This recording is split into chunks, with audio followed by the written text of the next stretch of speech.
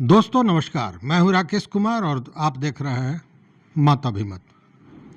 मित्रों, सर्वे चल रहा है, बिहार विशेष भूमि सर्वेक्षण, और इस सर्वे के बाद ये लगता है कि अगर राजस्व विभाग में सबसे ज़्यादा पावरफुल, शक्तिमान, सुपर पावर अगर कोई है तो वो है अंचलाधिकारी सीओ।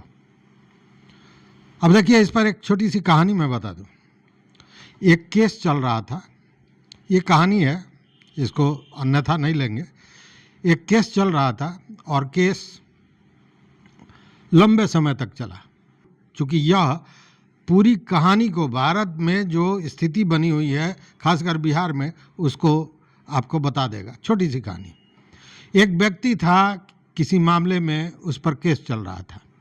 केस लंबे समय तक चला और जवानी में केस हुआ था, वो बूढ़ा हो गया, उसके बाद केस फाइनल हुआ। जब केस फाइनल हुआ तो जज साहब ने कहा कि जाओ, तुमको बाइज्जत बरी कर दिया गया है और अब तुम मुक्त हो, खुशी मनाओ, जाओ घर, खुशी मनाओ, जज साहब का कहना था। तो उसने खुशी जाहिर करते हुए जज साहब को आशीर्वाद दिया। बूढ़ा हो गया था और आशीर्वाद देते हुए कहा कि आप बहुत बड़े हैं, अच्छे हैं, ईमानदार हैं, सब हैं, जाइए, भगवान आपको दरोगा बना दे। तो जज साहब आश्चर्यचकित हो गए कि मैं तो जज हूं और ये कह रहा है दरोगा बना दे।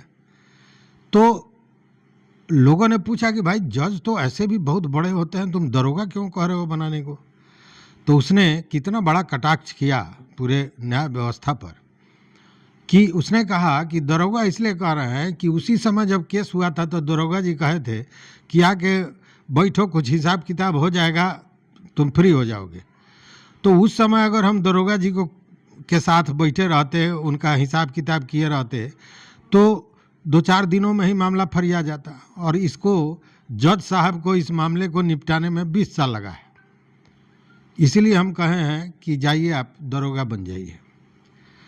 कहने का मतलब ये है कि दो ही चीज़ है, एक दरोगा जो प्रशासनिक या इस मामले में, और दूसरा ज़मीन के मामले में सीओ।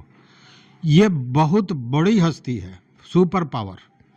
चूँकि एओ जो लिखेगा उसी पर सारा केस का नींव होता है और उसको बदलने के लिए सोचना पड़ता है, फिर किसी दूसरे को ही एओ बनाना पड़ता है। तो और अंचलाधिकारी ने अगर कुछ लिख दिया तो यहाँ से सुप्रीम कोर्ट तक अंचलाधिकारी की बात ही देखी जाती है, और अंचलाधिकारी ने क्या लिखा नहीं लिखा वो उस व्यक्ति का, उस ज़मीन का भविष्य तय करता है। तो कहने का मतलब कि अंचलाधिकारी बहुत बड़ी शख्सियत, और इसको आज जो आपके राजस्व एवं भूमि सुधार विभाग के सचिव हैं, उन्होंने भी एक वक्तव्य में कहा कि जमाबंदी हो या किसी को ज़मीन बंदोबस्त करना हो, ये सब बहुत आसान चीज़ है, सीओ कर लेगा।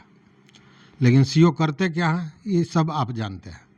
और यही सीओ की और अंचलाधिकारी की और सीओ के ऑफिस की कहानी है, जिसके चलते 3 महीना डेट बढ़ाना पड़ा, और हो सकता है कि आगे भी बढ़ाया जा सके, जैसा कहा जा रहा है।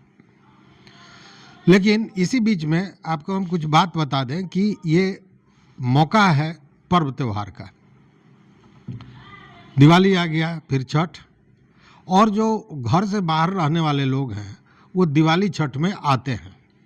तो इस बार उन लोगों ने दिवाली छठ की छुट्टी को थोड़ा लंबा कर लिया। लंबा इसलिए कर लिया कि गांव जाएंगे तो ज़मीन का कागजात निकालना और तमाम जो काम है सर्वे से जुड़ा हुआ, उसे भी कर लेंगे। लेकिन अब स्थिति थोड़ी दूसरी है, चूँकि ऑनलाइन की भी बात हो रही है। ऑनलाइन में आप जानते हैं कि बीच में कई दिनों तक जो सर्वर था वही डाउन था, उस पर कोई काम नहीं हो रहा था, और ऑफिसेज में छुट्टियां हैं, छुट्टियां होंगी, अभी है नहीं लेकिन होंगी। तो मिला जुला के उन लोगों के लिए भी परेशानी का सबब दिख रहा है। कई लोग हमसे बात भी किए हैं, वो लोग पूछते हैं कि कैसे करें, क्या करें, तमाम तरह की बातें आती हैं। और इसी से लगता है कि परेशानियां उन लोगों को ज़्यादा है, चूँकि आए तो हैं पर्व मनाने, लेकिन पर्व में मन नहीं लग रहा है।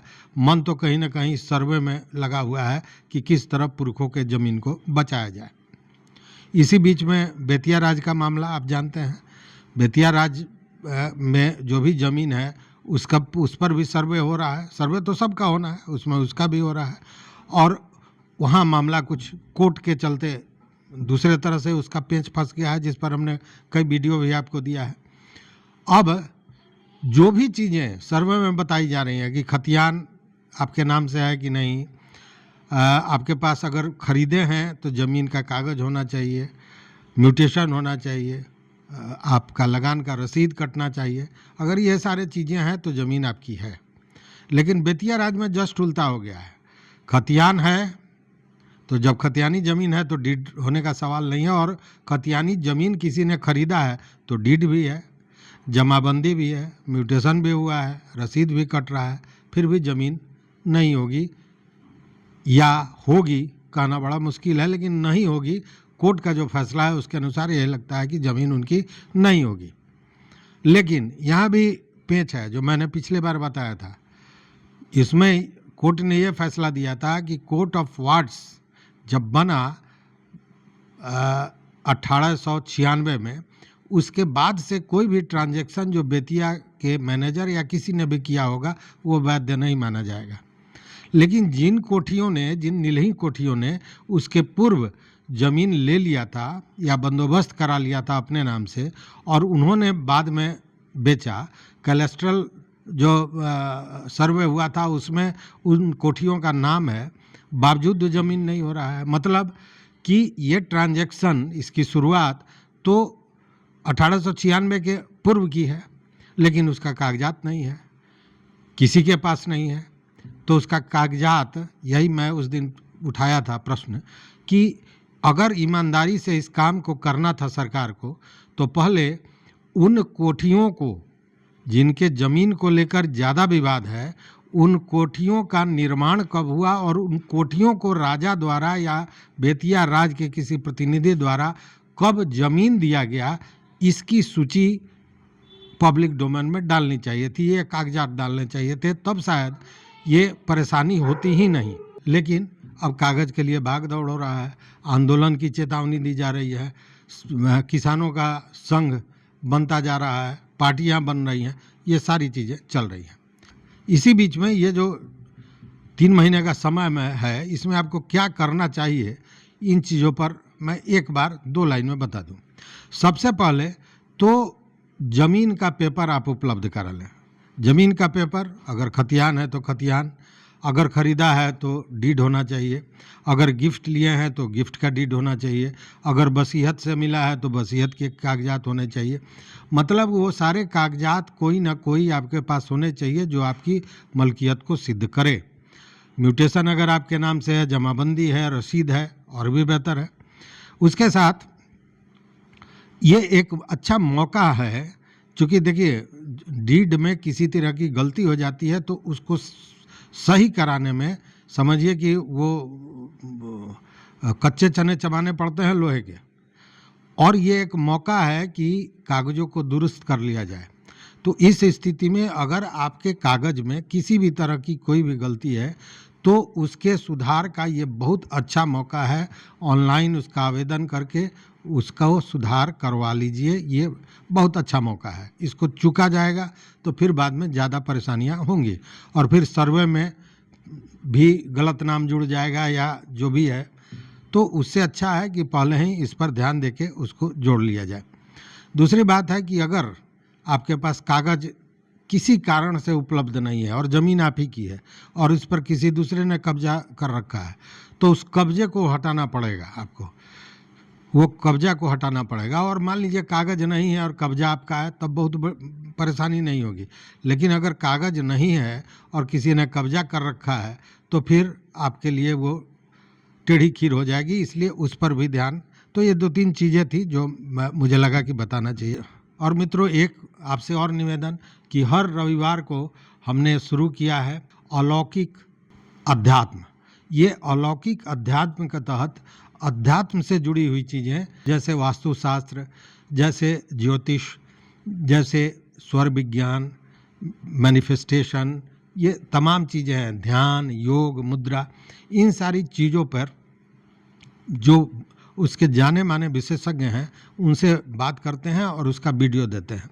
पिछले दिनों दीपावली में गणेश लक्ष्मी की पूजा कैसे करें मतलब वास्तु के हिसाब से कैसा होना चाहिए, वो उस पर एक वीडियो दिया था। उस पर आप लोगों का कमेंट भी आ रहा है और सराहा जा रहा है, चूँकि ये नया विषय है हमारे लिए। देखिए, पूजा तो सभी करते हैं, किसी के यहाँ लक्ष्मी आती हैं, किसी के यहाँ नहीं आती हैं, कारण तो कुछ होगा। और कारण यही होता है कि हम पूजा करते हैं, लेकिन पूजन की विधि मतलब मंत्रोच्चारण से मेरा नहीं है। पूजन की विधि मतलब किस दिशा में बैठे हैं, पूजा करें, घर के किस दिशा में पूजा घर हो, लक्ष्मी जी की मूर्ति कैसी हो, गणेश जी की मूर्ति कैसी हो, ये सारी चीज़ें कहीं ना कहीं जो वास्तु से जुड़ी हुई है, ये बहुत महत्वपूर्ण है। तो इस पे हमारा अलौकिक अध्यात्म आ रहा है हर संडे को, तो इसको भी देखिए। और तो इस वीडियो में बस इतना ही। देखते रहिए मत अभिमत।